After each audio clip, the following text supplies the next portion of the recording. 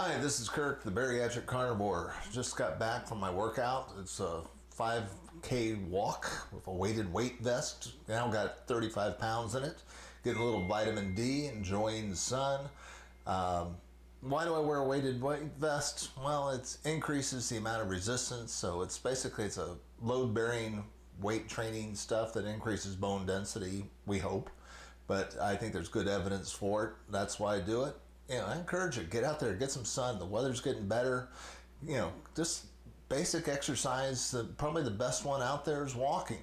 And when you get out there and walk every day, try to get out during the sun, get some vitamin D, enjoy the sunshine, etc., and just a little nature. All of it's good. So hopefully you're getting a chance to enjoy some good weather, some good walking in. But let's talk today about all the expense of the medical system that isn't doing a dang thing to improve your health. Here's an interesting study or slide that Dr. Eads had in his publication, The Arrow. And if you're not a subscriber to it, I strongly recommend you go over to Substack, look up The Arrow from Dr. Eads. Great little newsletter. It takes you about 20 minutes to read once a week. But he puts in a lot of good information on a lot of great topics. But he had this interesting graph that showed something that is absolutely terrifying if you care about health. And that is the growth in administration in the healthcare system. Most of the people, almost all the growth in the last 20 years in the healthcare system has not been the number of doctors, it's not been the number of RNs, it's not the number of LPNs. It's been an explosion in health administrators. The people that are making your healthcare decisions nowadays are not doctors, they're not medical professionals, they're MBAs. The system, as I keep saying, is psychopathic, it's corrupt. It's not looking after your best interest, it's looking after the best interest of the bottom line. They pay these CPAs, they pay MBAs, they pay all these administrators to do one thing and one thing only, and that's not to improve your health. They're paying these guys all this money to increase their bottom line. And that's for-profit hospitals and the not-for-profit hospitals. They're all exploding in that particular area because these are the people that are bringing in the real revenue to the hospitals. Hospitals do not make money by getting you well. They make money by working out the best deal they can with insurance companies, making sure they're getting every taxpayer dollar they can for reimbursements. That's what the system really is. They're not working hard to improve your health and longevity. They're working hard to improve their bottom line. And look where they're putting their resources. It's all in administration. It's all people that can figure out how to get the most bang for the buck. It's kind of akin to going to an amusement park nowadays. Go to any major amusement park. I don't care if it's Universal Studios or Disney or any place else. It seems like they're all designed for one purpose only, and that's to extract the maximum amount of money from you as possible. As soon as you walk in, somebody's trying to take your picture so that you can have a souvenir, and that's going to cost you money. As soon as you walk in, they're hitting you with souvenirs. It's every step of the way, there's somebody there trying to sell you something to get more cash from you. Well, the hospital systems are almost the same way. That's what it's designed to do.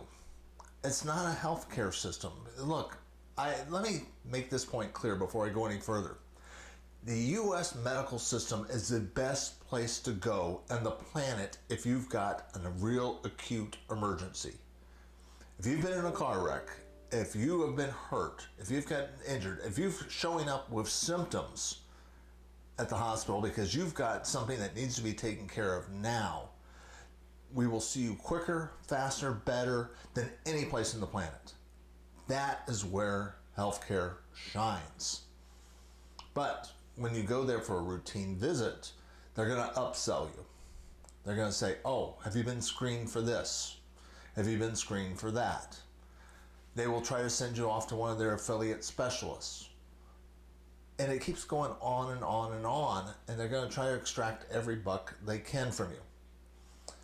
And frankly, very few people are equipped to know that they're being scammed. I mean, I went to a place, I do it every now and then, like every 2 years or so.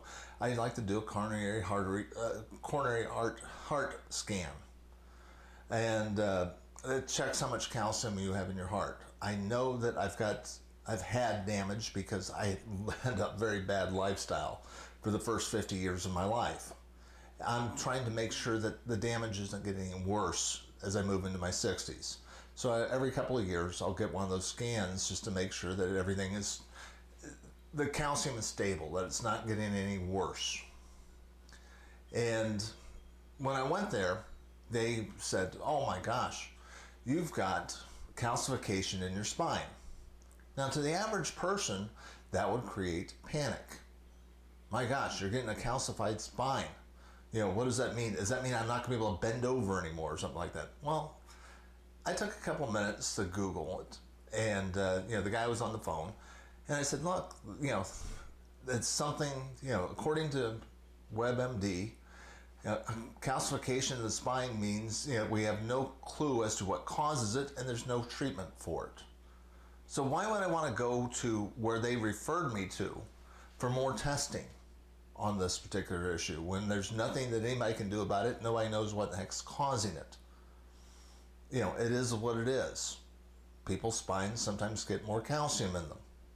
Oh well, but if I hadn't taken a couple minutes to Google it, I wouldn't have realized that really, frankly, it was nothing I could do anything about, nor anybody could do anything about.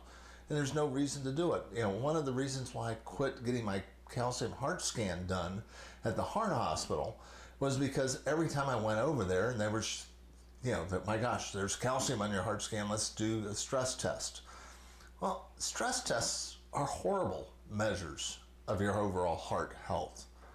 They give you a 50% positive and a 50% negative, which means there's just a good a chance that they're going to give you a false bill of good health, and there's a 50% chance it's going to come up with a false negative, which means you're going to need more testing. It's a crummy scan. It's a crummy test. It's what killed Tim Russert. Tim Russert worked for CBS News. He was a very affable guy, did a Sunday morning talk show. Everybody loved him, in the media. And he had, he ate a standard American diet. He was overweight. Apparently he smoked at some point in his life and was not in great shape, had some health chest pains, goes over, has a stress test, comes out negative. He's fine. And about a month or two later, he dies of a sudden heart attack. After being cleared, after being told that you're 100%, your stress test says you're great. Because it's a crummy test. It doesn't work. But unfortunately, that's the way modern medicine works. Or doesn't work. It doesn't work for your health. So how do you get out of it? Well, one of the things is just quit going to the doctor for routine stuff. Unless you're presenting, if you got symptoms, if you got issues, if you're in pain, if you got a problem, then go see them because they're great. They solve sickness type problems. But if you're doing great, all you're doing is becoming a target and a customer for this whole system. And the cool thing about it is you don't have to pay for it if you don't want to. I mean, you can do like I've done. I've just opted out of the whole system. I've got medical coverage that covers me during major catastrophic stuff. When something goes completely wrong, if I am in an accident, if I fall off a roof, if, God forbid I have a heart attack or something like that, I've got coverage for it. It kicks in after $5,000 for an acute injury. And I've done another video on that and how to opt out of that system.